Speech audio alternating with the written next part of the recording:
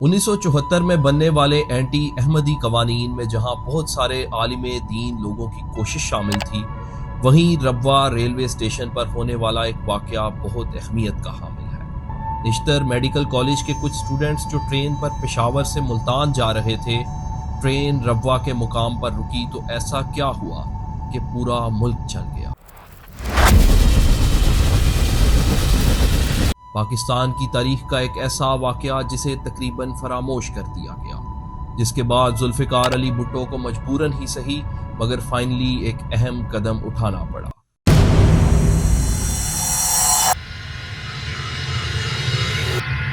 جانیے ہماری اس ویڈیو میں اس واقعے کی مکمل تفصیلات جو یقیناً آپ کو حیران کر کے رکھ دیں گی۔ تو شروع کرتے ہیں آج کی ویڈیو۔ ہارن بجاتی ہوئی ٹرین جب ربوہ پلیٹ فارم پر داخل ہوئی تو ادھر ایک مکمل سکون کی سی کیفیت تھی، مگر اب یہاں کچھ ایسا ہونے والا تھا جس نے پورے پاکستان کو آگ میں دھکیلنا تھا اور ملک کی تاریخ کا دارہ ہی بدل کر رکھ دینا تھا۔ دن تھا 22 مئی 1974 کا، وقت تھا دوپہر کا، جب ملتان کے نشتر میڈیکل کالج کے اسٹوڈنٹس کا ایک گروپ پشاور سے واپس ملتان جا رہا تھا۔ یہ سفر بظاہر تو ایک مزے کا ٹرپ لگتا تھا، مگر یہ ٹرپ اس وقت ایک قاتل موڈ میں تبدیل ہو گیا جب ان کی ٹرین ربوہ کے پلیٹ فارم پر پہنچی۔ جیسے ہی ٹرین رکی تو اسٹوڈنٹس نے اپنے چہرے کھڑکیوں سے باہر نکالے اور کچھ نعرے لگانا شروع کر دیے، اور یہ نعرے قادیانی کمیونٹی کے خلاف تھے۔ ربوہ میں ہی یہ نعرے لگانے کا مقصد یہ تھا کیونکہ تاریخی طور پر اس شہر میں زیادہ تعداد میں احمدی آباد تھے، اور 1974 میں یہ وہ سال تھا جب پورے ملک میں ان کے خلاف ایک شور مچا ہوا تھا۔ پارلیمنٹ میں ڈیبیٹس ہو رہی تھی، دونوں طرف کے عالم لوگ مقابلے اور مناظرے کر رہے تھے۔ یہ مطالبہ کیا جا رہا تھا کہ اس کمیونٹی کو دائرہ اسلام سے باہر نکالا جائے کیونکہ انہوں نے ختم نبوت صلی اللہ علیہ وآلہ وسلم پر حملہ کیا ہے اور انہیں کوئی حق حاصل نہیں کہ اسلامی جمہوریہ پاکستان میں اپنے آپ کو مسلمان کہہ سکے۔ اب ہوا کچھ یوں کہ ان نعروں کا جواب دیا گیا۔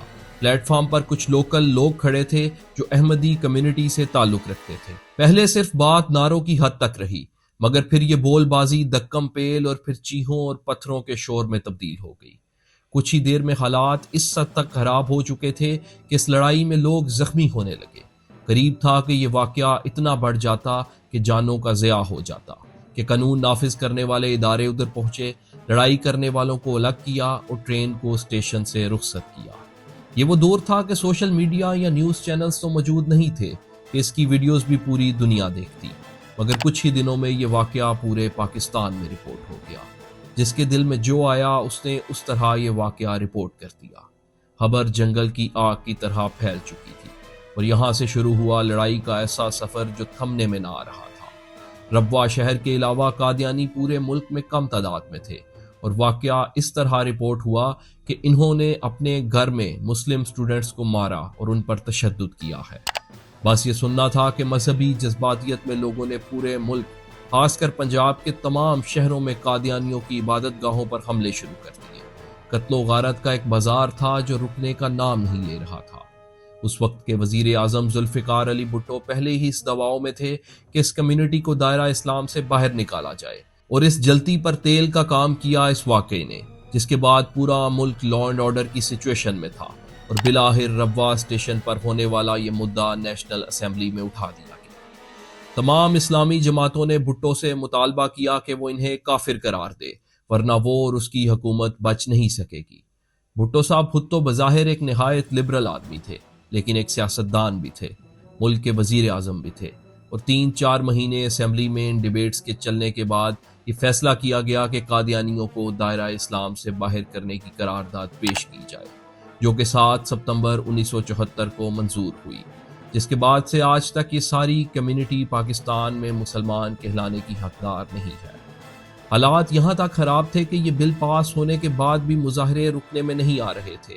شہر شہر قادیانیوں پر حملے جاری تھے، جسے بڑی مشکل سے کنٹرول کیا گیا۔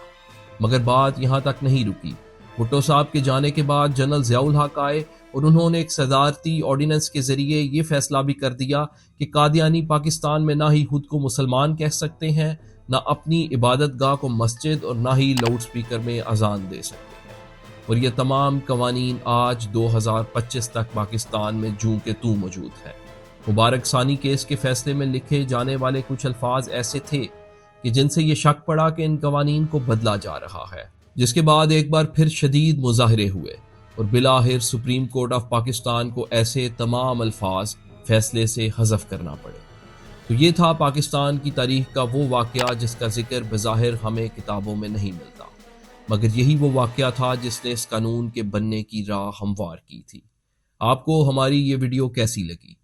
اس طرح کی مزید تاریخی ویڈیوز کے لیے ہمارا چینل سبسکرائب کریں۔ ویڈیو اینڈ تک دیکھنے کا شکریہ۔